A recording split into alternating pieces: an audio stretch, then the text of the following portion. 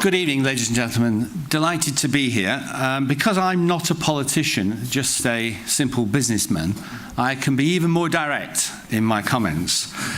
I can be direct in saying, first of all, what a glorious economic future we have when we leave the European Union, when we eventually Brexit, because it gives us the freedom to create a truly free market-orientated global economy.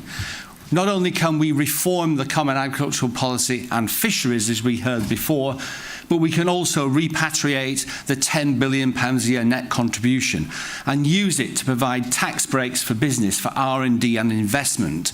We can use it to make the UK a world leader in digital connectivity and the infrastructure that business needs to prosper, and in so doing generate the taxes that will pay for our public services, including the NHS.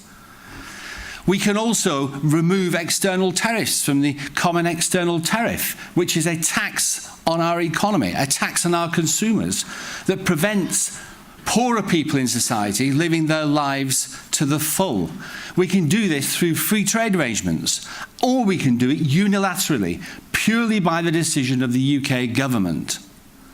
We can also remove the blight of having taxpayers, poor taxpayers often, subsidising migrants into unskilled jobs.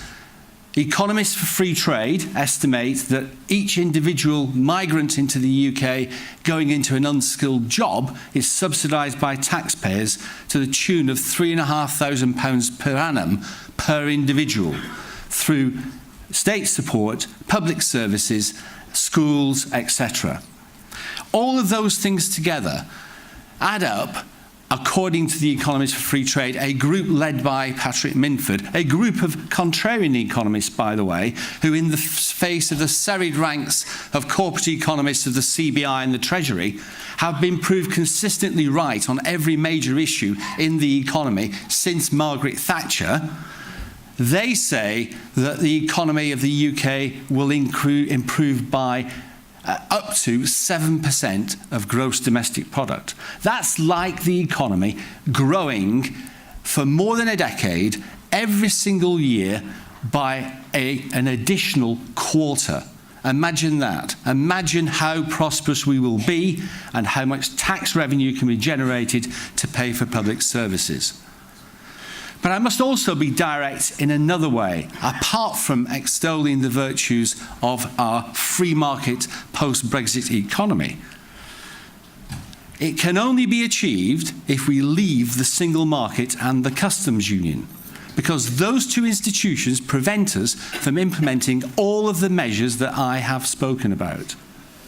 The only Brexit that exists is that. There is no such thing as a soft Brexit. Brexit is Brexit.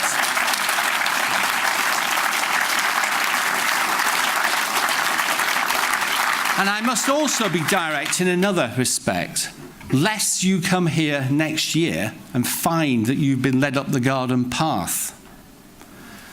We have won the battle, but we have not yet won the war.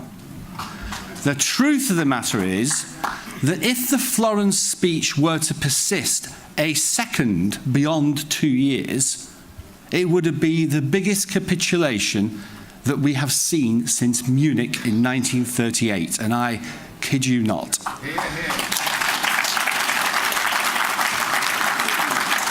No business person would ever go into a negotiation with another party saying, first of all, believe me, I'm not going to walk away from the table. Unless you're prepared to walk away, in reality, you've lost the negotiation before you start. Secondly, who in their right minds would say, I will gift you all these things, and in return, I ask for nothing? The EU have already pocketed all of those things and are waiting for more. Who would say, I will take all of the rules that you give me, including the new rules, and I will be constrained in not being able to implement any of the benefits of Brexit, and I will also be content that I have no say for 2 years in any of the rules that you make. Who would do that? Well, our Prime Minister did in Florence. So we must be extraordinarily careful. And I echo the words of Dave Jones, that we need absolutely to hear from the government, particularly from the Treasury, who have been deafeningly silent since the referendum.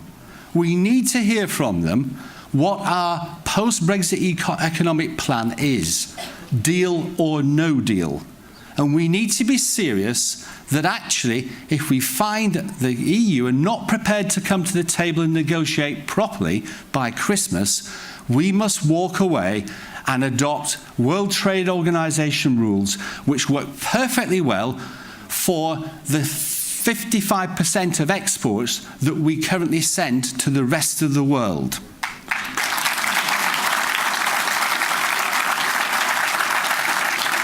So I'll just leave you with a phrase that has been lent to me by one Boris Johnson. It is in Latin, and of course I'm not an expert in Latin, but it appears to say, I'm sure Mr. Rees-Mogg will tell me that I'm saying it incorrectly, hasta la victoria siempre, which I thought was rather ironic that Boris should have lent this to me, since it's the favourite phrase of Che Guevara. Until victory, always.